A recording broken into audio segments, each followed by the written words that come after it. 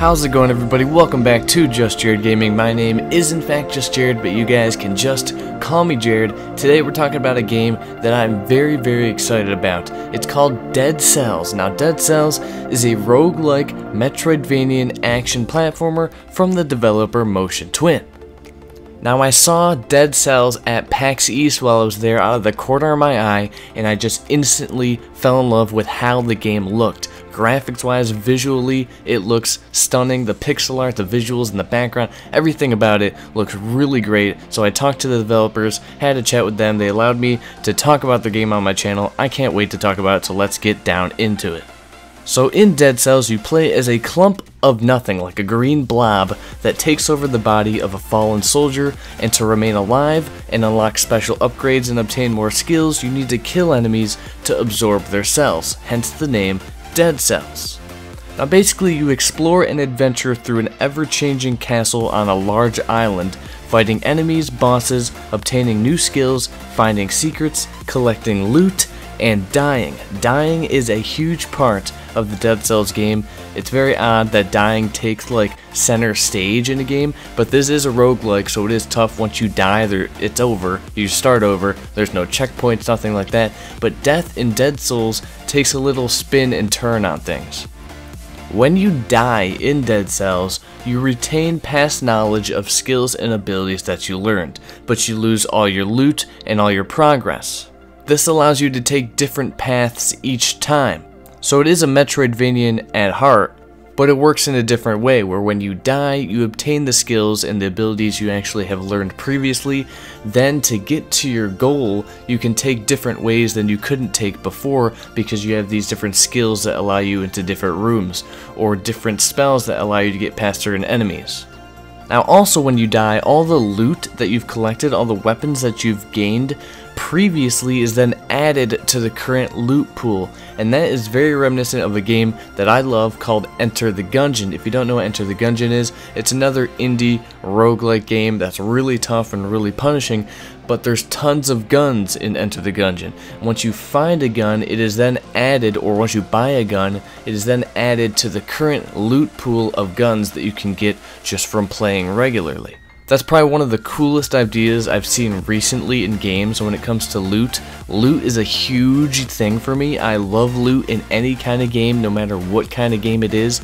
Loot is big for me. When I heard there was loot in this game, when I seen all like the items dropping and the visuals of like money and gems falling off the enemies when you kill them, I was instantly into it. I just love loot. I don't know why, it's addicting. Now, there's also procedural generation in Dead Cells, so each time you explore the sprawling island and the castle that's at the top it, everything will be different each time. Now, not to say the levels are going to feel empty, they're going to feel not handcrafted. They actually have, Motion Twin actually has a video where they talk about the procedural generation in their Metroidvania game, which I did watch. It's a good watch if you are interested in the game. It'll be linked in the description along with the trailer, all the website and stuff for Motion Twin and Dead Cells, but they do talk about the procedural generation, because a lot of times when games and developers mention procedural generation, it takes a turn for the worst because of, you know, Hello Games and No Man's Sky and procedural generation in that game and it not going well with community. But it's going to be good. It's not going to be just empty levels thrown together. It actually is going to look nice, feel nice, and play nice. And honestly, procedural generation just adds replay value. It's going to demand good reflexes and skill in this game, because enemies will always be different. They'll always be in different areas. There's no way to know what's going to be around the corner, no way to prepare for the mobs of enemies you're going to face through the next door. You have to have good reflexes, you have to get good skills, so it's going to take some time to get used to Dead Cells, to kind of learn the ins and outs, which is really good, because then it really gives you a good challenge. So on the topic of challenge, combat in Dead Cells is tough but fair.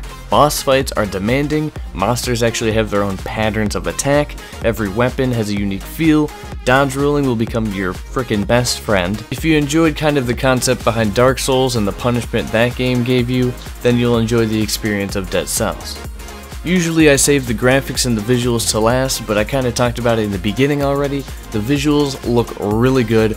Props to the visual artists on Motion Twin. It looks fantastic. The fantasy, the castle, the outdoor island. I've seen a lot of screenshots.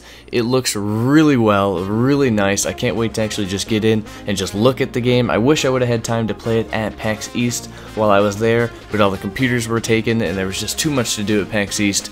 But thanks to Motion Twin for letting me talk about their game. That's basically all I have for you guys in this video. I'll leave all the links to Dead Cells, their website, the trailer, the Steam page, everything is in the description. Now, Dead Cells is releasing in spring of 2017 on Steam. I don't think there's a console release planned, not 100% sure, but I do know it'll be 2017 in the spring on Steam. But that's it for me in this video, guys. If you think Dead Cells looks interesting in some sort of way, or you're liking how it sounds, make sure you leave a comment for me down in the comment box, and we'll talk about it. If you enjoyed the video, make sure to give a thumbs up for me, and subscribe for 80% indie game coverage, 20% AAA game coverage, and 100% positivity. My name has been JustJarrod. Until next time, I hope you guys have a fantastic day. Peace out.